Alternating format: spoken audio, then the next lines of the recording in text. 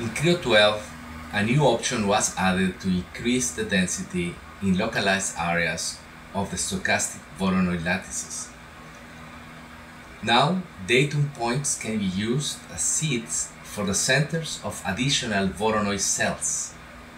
Like in this example, the user can create a set of datum points using regular Creo functionality and select them in the collector under the Cell Type tab.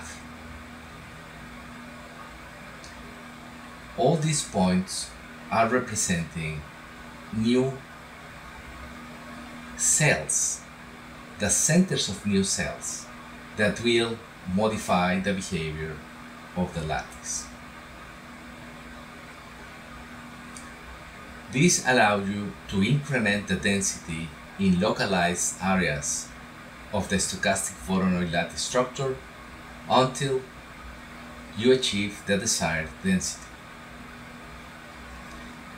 Benefits: I can mention more flexibility to create complex lattices, a straightforward workflow for increasing the density in selected areas, and is available inside the same familiar lattice user interface.